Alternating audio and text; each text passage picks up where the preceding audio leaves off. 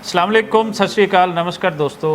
मैं इस वेले एक जर्नलिस्ट ਜਿਹੜੇ ਚੜ੍ਹਦੇ ਪੰਜਾਬ ਤੋਂ ਆਏ ਨੇ ਉਹਨਾਂ ਦੇ ਨਾਲ ਬੈਠਾ ਵਾਂ। ਬੂਟਾ ਸਿੰਘ ਜੀ ਉਹਨਾਂ ਦਾ ਨਾਮ ਹੈ ਔਰ ਇਹਨਾਂ ਨਾਲ ਮੁਲਾਕਾਤ ਪਹਿਲੀ ਹੋਈ ਸੀ ਵਾਘਾ ਬਾਰਡਰ ਦੇ ਅੰਦਰ। ਤੇ ਉਸ ਦਿਨ ਉੱਥੇ ਬਹੁਤ ਜ਼ਿਆਦਾ ਗਰਮੀ ਸੀ ਤੇ ਬੈਠਣ ਦੀ ਕੋਈ ਥਾਂ ਨਹੀਂ ਸੀ। ਤੇ ਇਸੇ ਬਹਾਨੇ ਮੈਂ ਇਹ ਵੀ ਕਹਿੰਦਾ ਜਾਵਾਂਗਾ ਕਿ ਵਾਘੇ ਦੇ ਨੇੜੇ ਵੀ ਕੋਈ ਸਾਫੀਆਂ ਵਾਸਤੇ, ਜਰਨਲਿਸਟਾਂ ਵਾਸਤੇ ਕੋਈ ਟਾਕ ਕਰਨ ਵਾਸਤੇ ਕੋਈ ਐਸੀ ਪਲੇਸ ਹੋਣੀ ਚਾਹੀਦੀ ਹੈ। ਜਦੋਂ ਜਾਂਦੇ ਨੇ ਤੇ ਵੇਟ ਕਰਦੇ ਨੇ ਤੇ ਉਹ ਵਿਚਾਰੇ ਲਾਵਾਰਿਸ ਹੋ ਕੇ ਖੜੇ ਹੁੰਦੇ ਨੇ, ਉਹਨਾਂ ਵਾਸਤੇ ਬੈਠਣ ਵਾਸਤੇ ਕੋਈ ਜਗ੍ਹਾ ਨਹੀਂ ਹੁੰਦੀ। तो यही वो लोग हैं, मीडिया ही तुहाडा पहला फेस होंदा है कि जिन्हें लोगों नाल इंटरैक्ट करना होंदा है। सो ये नाल गलबात करते हैं कि जर्नलिज्म के हवाले दे नाल गल होएगी, बोली के हवाले दे नाल गल होएगी और इन्हां दे इत्थे आण दा इन्हां ने की देखा। सत श्री अकाल सर। सत श्री अकाल जी। सर मुलाकात जिवें कि पहले दस्सिया अपनी पहली उत्थे हो चुकी, दूसरी मुलाकात है पिछले 3 दिन तुहाडे पाकिस्तान के अंदर गुजरे हैं। सब तो पहले तो दसो कि तुहाडा पहली दफ़ा आना है, इस तो पहले तुसीं आ चुके हो? मैं एक्चुअली मैं बूटा सिंह सिद्धू चढ़दे पंजाब च मालवे इलाके दे बठिंडा जिले तो मैं संबंध रखदा। ये मेरा दूजा फेरा है। ठीक। पहली फेरी गुरु नानक देव जी दे जन्म उत्सव ते सी ते उदों हालांकि साडा वीज़ा 10 दिन दा लग्या सी और मैं असी 3 दिन 2 फ्रेंड ही सी, 3 दिन लेट आए सी। ईवन दैन सानू सब तो वड्डी उदों मैनूं खुशी हुई भी जदों पाकिस्तान अथॉरिटीज़ ने उदों जोड़ा इमीग्रेशन अफसर उत्थे बैठा सी, उन्हें कहा जी चलो कोई गल नहीं जी, तुसी असी अलाओ तो जत्थे दे नाल ही करदे आ पर तुसी बजुर्ग हो, चलो कोई गल नहीं। बड़ी खुशी हुई। उदों पहला चक्कर लग्या सी, उदों असी 5 दिन इत्थे ला के गए। फिर भी दिल च इच्छा हुई भी पाकिस्तान नूं कुछ होर नेड़े हो के देखा। तो बेशक अजकल यह भी कोई प्रॉब्लम नहीं, सारे को यूट्यूब है, गूगल है, किताबां हैं, मैनूं किताबां पढ़ने का बड़ा शौक है। बेशक होर साधन हैगे पर फिर भी एक जदों तुसी सामने फेस टू फेस किसी बंदे नाल गल करदे हो, किसी बंदे नाल कोई विचार वटांदरा करदे हो, वो एक होर ही मज़ेदार केस हुंदा है। सो मैं इत्थे आके मैं कोई ये नहीं भी मैं कोई सरकार दा पक्षी हाँ जां मैं पंजाब गवर्नमेंट दा खिलाफ हाँ जां पाकिस्तान दे, ये कोई इहो जी गल नहीं। रियली मैं इस पक्ष ते जो साडी आदान प्रदान ये धार्मिक बेसिस ते हुंदा इहदे तो मेरा मन बड़ा खुश है क्योंकि पाकिस्तान गवर्नमेंट ने भी पहला इदों पहला करतारपुर साहब का लांघा खोलिया, उदों बड़ी फराक दिली दिखाई है। हालांकि साडे लोकां दी पता नहीं किन्नी लंबी ये अरदास असीं करते रहे हैं ये करतारपुर साहब के सामने गुरदासपुर इलाके च, पर जदों ये सरकारां दीयां एफर्ट्स नाल ਜਦੋਂ ਇਹ ਸਿਰੇ ਚੜ੍ਹਦੀ ਹੈ ਉਦੋਂ ਵੀ ਖੁਸ਼ੀ ਹੁੰਦੀ ਹੈ। ਹੁਣ ਚਲੋ ਇਹ ਹੈ ਵੀ ਜਿੰਨਾ ਚਿਰ ਪਤਾ ਨਹੀਂ ਕਦੋਂ ਮਰਨਾ ਹੈ ਕਦੋਂ ਜਿਉਣਾ ਹੈ। ਅਤੇ ਇਹ ਮੇਰਾ 9 ਮਹੀਨਿਆਂ 'ਚ ਦੂਜਾ ਟਰਿਪ ਹੈ। ਮੈਂ ਚੌਥਾ ਦਿਨ ਹੈ ਮੇਰਾ ਅੱਜ ਇਹ। 3 ਦਿਨ ਅਸੀਂ ਪਹਿਲਾਂ ਇਹ ਪੰਜਾ ਸਾਹਿਬ ਲਾਏ, ਕੱਲ੍ਹ ਦੇ ਇੱਥੇ ਆਏ ਹਾਂ। ਸਾਰੇ ਹੀ ਲੋਕਾਂ ਦਾ ਪਿਆਰ, ਸਰਕਾਰੀ ਪੱਖ ਸਭ ਕੁਛ ਬਹੁਤ ਵਧੀਆ ਸੀ। ਤੁਸੀਂ ਗੱਲ ਕਰ ਰਹੇ ਸੀ ਕਰਤਾਰਪੁਰ ਦੀ। ਕਰਤਾਰਪੁਰ ਯਕੀਨਨ ਇੱਕ ਬਹੁਤ ਵੱਡਾ ਇਨੀਸ਼ੀਏਟਿਵ ਹੈ ਦੋਨੋਂ ਕੰਟਰੀਜ਼ ਦੇ ਦਰਮਿਆਨ, ਅਸੀਂ ਉਸ ਨੂੰ ਪੀਸ ਕੋਰੀਡੋਰ ਕਹਿ ਸਕਦੇ ਹਾਂ। ਕਰਤਾਰਪੁਰ 'ਤੇ ਬਹੁਤ ਜ਼ਿਆਦਾ ਪ੍ਰੋਗਰਾਮ ਅਸੀਂ ਕੀਤੇ ਹਨ, ਬਹੁਤ ਜ਼ਿਆਦਾ ਜਿਤਨੇ ਵੀ ਇੱਥੇ ਯਾਤਰੀ ਆਉਂਦੇ ਨੇ ਉਹਨਾਂ ਨਾਲ ਮੁਲਾਕਾਤਾਂ ਵੀ ਰਹੀਆਂ। ਲੇਕਿਨ ਸਾਨੂੰ ਵੇਖ ਕੇ ਥੋੜ੍ਹੀ ਮਾਯੂਸੀ ਹੋਈ ਹੈ। ਜਿਸ ਪਰਪਸ ਵਾਸਤੇ ਬਣਾਇਆ ਗਿਆ ਸੀ ਉਹ ਪਰਪਸ ਸ਼ਾਇਦ ਪੂਰਾ ਹੁੰਦਾ ਸਾਨੂੰ ਨਜ਼ਰ ਨਹੀਂ ਆਉਂਦਾ ਕਿ ਉਹ ਉਸ ਇੱਕ ਕਮਿਊਨਿਟੀ ਵਾਸਤੇ ਬਣਾਇਆ ਗਿਆ ਸੀ ਕਿ ਇੱਥੇ ਹਜ਼ਾਰਾਂ ਦੀ ਤਾਦਾਦ ਦੇ ਵਿੱਚ ਲੋਕ ਆਉਣਗੇ। मैं तुहानूं उत्थों की तादाद दस देना हाँ कि जिहड़े उत्थे लोग आ रहे हैं। सर लोग उत्थे आ रहे जे डेली का 200 के करीब। इहदा की कारण है? कोई इहदे विच सरकारां दी आपसी कुड़त्तन अजे भी बाकी है इस पॉइंट नूं लैके या कि इहदे पिछे कोई होर चीज़ है? देखो जी इहदे च कोई शक नहीं कि सरकारी जो मीडिया तंत्र है वो बेशक पाकिस्तान का चाहे इंडिया का है, वो बराबर का जिम्मेवार है।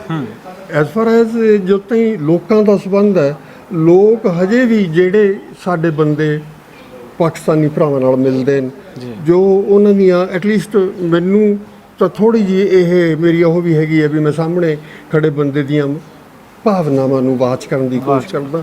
ਉਹ ਜੋ ਪਿਆਰ, ਜੋ ਸਤਿਕਾਰ, ਜੋ ਕੁਛ ਵੀ ਉਹ ਉਹਨਾਂ ਦੇ ਦਿਲ 'ਚ ਹੁੰਦਾ ਉਹ ਵਾਕਈ ਦੇਖਣ ਯੋਗ ਹੁੰਦਾ।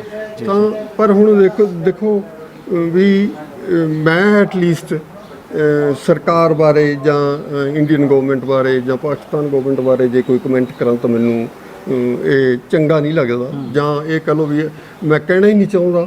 ਪਰ ਜਿੱਥੋਂ ਤਾਈਂ ਲੋਕਾਂ ਦਾ ਸੰਬੰਧ ਹੈ ਲੋਕਾਂ ਦਾ ਰੀਅਲੀ ਮੈਂ ਇਹ ਦਾਅਵੇ ਨਾਲ ਕਹਿ ਸਕਦਾ ਕਿ ਸਾਡੇ ਹਿੰਦੁਸਤਾਨ ਤੇ ਪਾਕਿਸਤਾਨ ਦੇ ਲੋਕ ਕੋਈ ਬਹੁਤਾ ਫਰਕ ਨਹੀਂ। ਅੱਛਾ, ਅਗਲੇ ਸਵਾਲ ਵੱਲ ਵੱਧਦੇ ਹਾਂ। ਤੁਸੀਂ ਇੱਥੇ ਦੂਸਰੀ ਦਫਾ ਆਏ ਹੋ, ਤੁਸੀਂ ਆਮ ਪਬਲਿਕ ਨੂੰ ਵੀ ਮਿਲੇ ਹੋ, ਇੱਥੇ ਜਿਹੜੇ ਸਰਕਾਰ ਦੇ ਲੋਕ ਹਨ ਤੁਸੀਂ ਉਹਨਾਂ ਨੂੰ ਵੀ ਮਿਲੇ ਹੋ।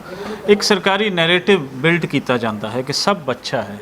ਇੱਕ ਤੁਹਾਨੂੰ ਜਿਹੜਾ ਪਬਲਿਕ ਨੈਰੇਟਿਵ ਹੈ ਉਹਦੇ ਰਾਹੀਂ ਸਾਰਾ ਪਤਾ ਚੱਲਦਾ ਹੈ। ਤੁਸੀਂ ਗੁਰਦੁਆਰੇ ਤੋਂ ਬਾਹਰ ਨਿਕਲੇ ਹੋ, ਤੁਸੀਂ ਜਾ ਕੇ ਅੰਬ ਖਰੀਦੇ ਨੇ, ਲੋਕਾਂ ਨਾਲ ਮਿਲੇ ਹੋ, ਕੋਈ ਫਰਕ ਲੱਗਦਾ ਹੈ ਇਹਨਾਂ ਦੋਨੋਂ ਨੈਰੇਟਿਵਸ ਦੇ ਵਿੱਚ ਕਿ ਅਸਲ ਲੋਕ ਜਿਹੜੇ ਲੋਕ ਹਨ ਉਹ ਜ਼ਿਆਦਾ ਤੁਹਾਨੂੰ ਮਿਲਦੇ ਨੇ? ਮਹਿਸੂਸ ਕੀ ਹੁੰਦਾ ਹੈ? ਜਾਂ ਸਰਕਾਰ ਔਰ ਉਹਨਾਂ ਦੇ ਵਿਚਕਾਰ ਤੁਹਾਨੂੰ ਕੋਈ ਨਹੀਂ ਫਰਕ, ਸਾਰੇ ਇੱਕੋ ਜਿਹੇ? ਮੈਂ ਤੁਹਾਨੂੰ ਵੀਰ ਜੀ ਇਹੀ ਕਹਿਣਾ ਵੀ ਇਹਦੇ 'ਚ 100% ਫਰਕ ਹੈ। ਸਰਕਾਰੀ ਨੈਰੇਟਿਵ ਕੁਛ ਹੈ, ਆਮ ਤੁਸੀਂ ਲੋਕਾਂ ਜਦੋਂ ਅਸੀਂ ਵਿਚਰਦੇ ਹਾਂ ਸਾਨੂੰ ਫੇਰ ਹੀ ਪਤਾ ਲੱਗਦਾ ਵੀ ਲੋਕਾਂ ਦੇ ਕੀ ਵਿਊ ਨੇ ਜੀ, ਕੀ ਲੋਕਾਂ ਦੀ ਭਾਵਨਾ ਹੈ, ਕੀ ਲੋਕ ਕਹਿਣਾ ਚਾਹੁੰਦੇ ਨੇ। ਸੋ ਇਹਨੂੰ ਬੜਾ ਟਾਈਮ ਲੱਗਦਾ ਦੇਖੋ।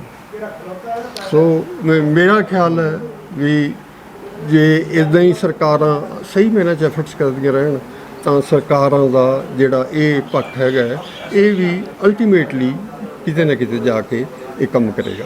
ਬਿਲਕੁਲ, ਕਿਉਂਕਿ ਜਿਹੜੇ ਪਬਲਿਕ ਹੈ, ਪਬਲਿਕ ਹੀ ਗਰਾਊਂਡ ਤੇ ਅਗਰ ਕੋਈ ਗੱਲ ਕਰੇਗੀ ਤੇ ਉਹ ਸਰਕਾਰਾਂ ਦੇ ਜ਼ਿਹਨਾਂ ਦੇ ਵਿੱਚ ਆਏਗੀ। ਪੰਜਾਬ ਵੰਡਿਆ ਗਿਆ ਔਰ ਇਸ ਵੰਡੇ ਹੋਏ ਨੂੰ ਕੋਈ 76 ਸਾਲ ਹੋ ਗਏ। ਤੁਸੀਂ ਅਸੀਂ ਉਸ ਦੇ ਬਾਅਦ ਦੀ ਪੈਦਾਵਾਰ ਹਾਂ, ਜੰਮ ਪਲਾਂ।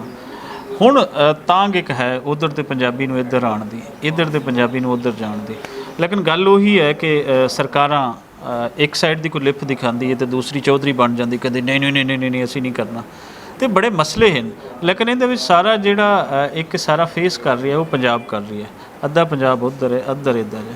ਹੋਰ ਕੋਈ ਕੌਮ ਇਸ ਤਰ੍ਹਾਂ ਨਹੀਂ ਵੰਡੀ ਹੋਈ ਇਸ ਖਿੱਤੇ ਦੇ ਅੰਦਰ। ਤੇ ਪੰਜਾਬੀਆਂ ਦਾ ਫਿਊਚਰ ਕੀ ਦੇਖਦੇ ਹੋ ਕਿ ਇੰਜ ਹੀ ਇਹ ਵੰਡੇ ਰਹਿਣਗੇ ਜਾਂ ਕਿ ਇਹਨਾਂ ਦੀ ਆਵਾਜਾਵੀ ਕੋਈ ਰਵੇਗੀ ਔਰ ਇੱਥੇ ਦੇ ਤਾਲੁਕਾਤ ਬਿਹਤਰ ਹੋਣਗੇ?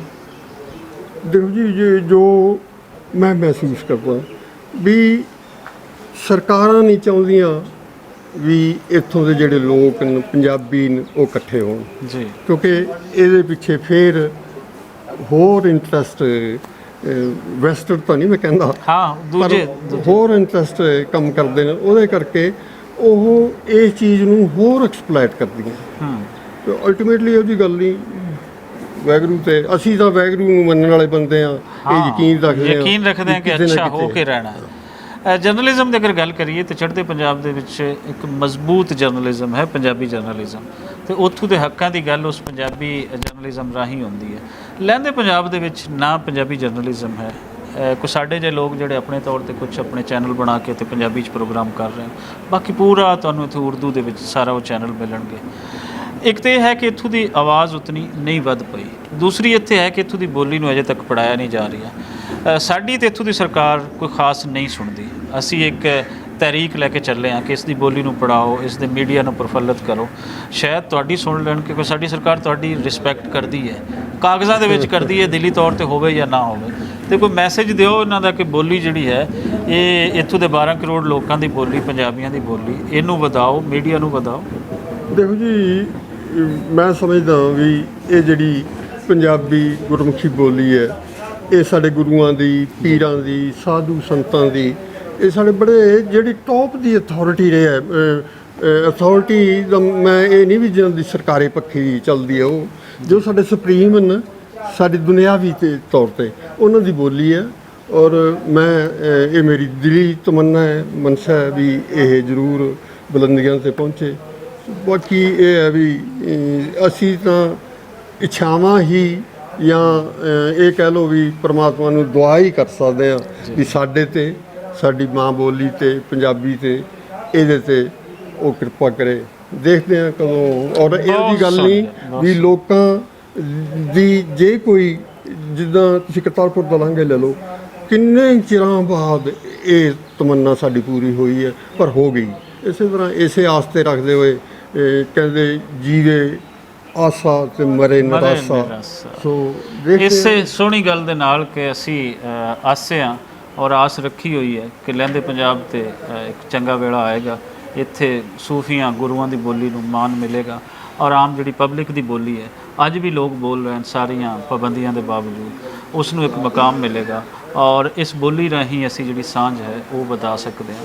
ਇਸ ਬੋਲੀ ਰਾਹੀਂ ਅਸੀਂ ਦੋਨੋਂ ਪੰਜਾਬਾਂ ਨੇੜੇ ਲਿਆ ਸਕਦੇ ਹਾਂ ਔਰ ਦੋਨੋਂ ਪੰਜਾਬ ਨੇੜੇ ਆਉਣਗੇ ਤੇ ਦੋਨੋਂ ਮੁਲਕ ਨੇੜੇ ਆਉਣਗੇ, ਦੋਨੋਂ ਮੁਲਕ ਨੇੜੇ ਆਉਣਗੇ ਤੇ ਲੋਕ ਖੁਸ਼ਹਾਲ ਹੋਣਗੇ, ਇਹ ਖਿੱਤਾ ਖੁਸ਼ਹਾਲੀ ਦਾ ਗਵਾਰਾ ਬਣੇਗਾ।